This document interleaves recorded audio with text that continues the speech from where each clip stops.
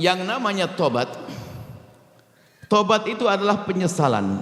Yang tidak ada penyesalan tidak akan bertobat dia. Tapi orang bisa menyesali dosa itu kalau dia sadar.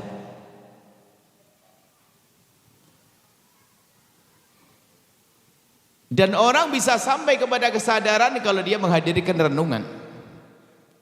Artinya langkah pertama untuk tobat itu adalah kita merenungi tentang keadaan kita. Jujur, mata kita sehari ini melihat apa? Kita merenung. Lisan kita ngomong apa? Yang di hati kita apa sih yang bergolak? Apa yang kita merenungi diri kita. Dan kita harus bisa dong.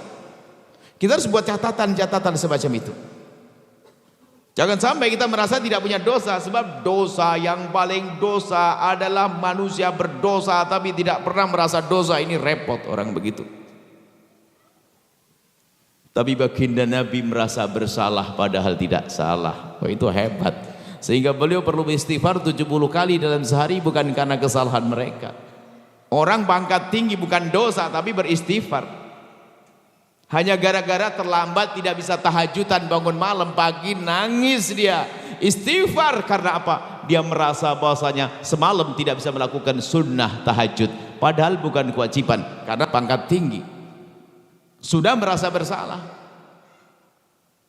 Nah sekarang Anda perlu merenungi diri Anda sendiri. Dan di saat Anda menemukan sudah sampai derajat Anda sadar bahwasanya kita melakukan dosa itu, supaya Anda tidak putus asa, gantungkan harapan Anda dengan kasih sayang Allah. Langsung Anda lihat Allah Maha Pengampun dan Allah Maha Pengasih. Supaya Anda tidak menunda tobat. Sebesar apapun dosa seorang hamba, sungguh mudah bagi Allah untuk mengampuninya. Maka kami sampaikan kepada siapapun yang hadir di sini, jika memang Anda pernah melakukan dosa, bahkan mungkin dosa-dosa, bahkan dosa-dosa besar, ingat, sebesar apapun dosa yang Anda lakukan, pengampunan Allah lebih agung dari itu semua. Dengan catatan Anda menyadari itu semua dan Anda memohon ampun kepada Allah. Sederhana, at-taibu minadz-dzambi kaman la dzambalah. Maka segera bergegaslah, jangan sampai dicabut nyawa kita sebelum diampuni. Kalau kita meninggal belum diampuni dosa kita, dosa akan tampak di alam barzah. Mengerikan alam barzah. Belum lagi nanti sampai kita dibangkitkan di padang mahsyar, memperlambat langkah kita, mempersulit jalan kita, menjadikan siratal mustaqim sempit sehingga kita akan kecebur, naudzubillah. Maka mumpung masih nyawa ada di kandung badan kita, jangan menunda tobat, jangan nunda esok hari. Malam ini juga ayo kita renungi diri kita sendiri. Makanya jangan sibuk ngurusi dosa orang, merepotkan kita. Sibuklah dengan kesalahan pribadi, sibuk dengan kesalahan diri. Ingat banget memohon ampun kepada Allah setiap saat, dan istighfarlah, istighfar yang serius, istighfar atas dasar kesadaran kalau kita pernah melihat yang haram, berucap yang haram, ada melakukan yang haram, lalu kita memohon kepada Allah, astaghfirullahaladzim, ya Allah ampuni aku, ya Allah wahai Zat yang Maha Agung.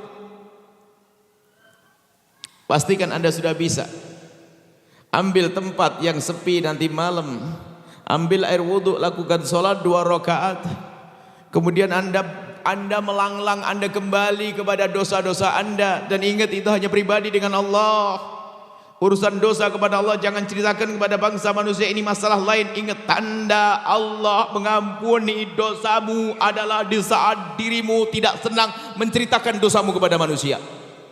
Makanya urusan dosa kepada Allah jangan ceritakan kepada bangsa manusia. Manusia gak bisa memaafkan, manusia bisa merendahkan. Ini babnya lain. Cukuplah kembali kepada Allah. Sebesar apapun dosamu, lihat pengampunan Allah lebih agung. Tapi serius minta maafnya. Serius minta maafnya. Jadi sering kita punya waktu di malam hari merenungi. Merenung sebelum tidur, saat tidur terbayang. Di saat kita mau tidur, jangan-jangan dicabut nyawaku nanti. Yang semua itu mungkin kita akan mati malam ini. Semoga panjang umur semuanya. Kita mungkin mati saat ini. Takutlah jika ternyata dicabut nyawa kita masih ada dosa-dosa yang belum diampuni oleh Allah. Kalau dosa belum diampuni artinya akan tampak di saat kita berada di alam barzah. Tapi sebesar apapun dosa seorang hamba, kalau dia serius minta ampun kepada Allah, Allah janji akan mengampuni. Dan Nabi menjelaskan, at-taibu minadz-dzambi kaman la dzambalah. Orang bertobat dari dosa seperti orang tidak punya dosa. Masuk alam barzah terang. Jadikan alam barzahmu terang, jangan gelapkan dengan dosa, dan jangan berkata tidak punya dosa. Untung-untung di saat kita mohon ampun kepada Allah dibarengi dengan tetesan air mata, keseriusan dalam beristighfar. Ada seorang wali perempuan berkata, Rabbiyah Adawiyah, itu adalah kritik, sindiran yang sangat tajam untuk kita, bahwasanya ada istighfar kita ini, ada istighfar yang perlu diistighfari. Anda, semoga anak Anda soleh-soleh semuanya. Anggap saja seorang bapak, anaknya melakukan kesalahan, kemudian minta maaf kepada ayahnya, mau minta duit dia, Bu. Sebelum minta duit, kalau belum minta maaf, kira-kira diapain sama bapaknya?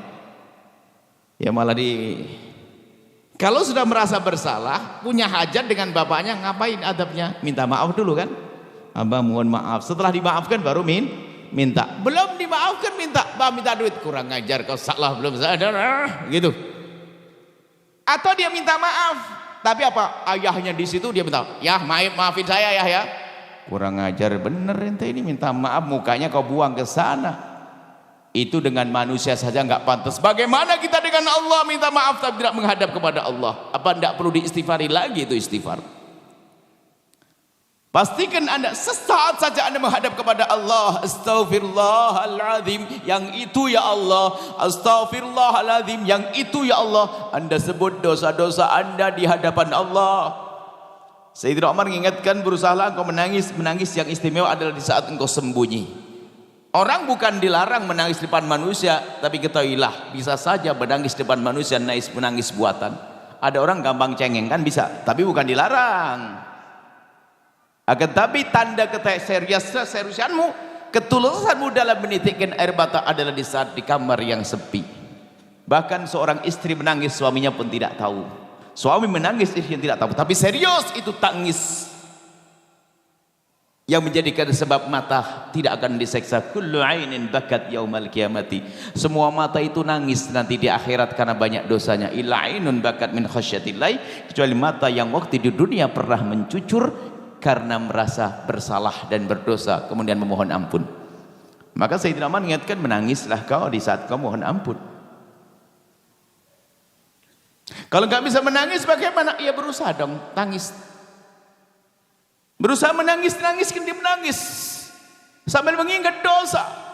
Saat sendiri ya, bukan depan orang. Kalau ada orang mah gampang, teman-teman tetangganya nangis, ikut nangis, ketularan dia. Bukan itu. Katanya, jika engkau belum bisa menangis, maka berusahalah terus untuk menangis. Jika belum bisa menangis, berusahalah terus untuk menangis. Belum bisa menangis, berusaha terus untuk menangis. Kalau belum bisa menangis, menangislah engkau karena engkau telah tidak bisa menangis, karena sungguh keras hatimu. Ini perlu kita mencoba di saat sendiri. Semua kita ini berdosa, hei hamba Allah. Yang berbicara banyak dosa, hanya Anda jarang kumpul dengan saya, maka Anda tidak tahu saja. Kita semua punya dosa. Ini nasihat bukan untuk Anda saja, saya juga perlu nasihat. Dan sebetulnya kalau kami ngomong begini itu sudah untuk kami. Sebab kalau saya ceramah sendiri depan cermin juga nggak enak. Makanya saya ngomongin orang, maksudnya saya ngomongin diri sendiri. Bukan berarti saya sudah nggak ada dosa. Banyak salah saya, banyak dosa saya. Maka harapannya nanti sekaligus kita minta mohon didoakan agar Allah ngampuni saya.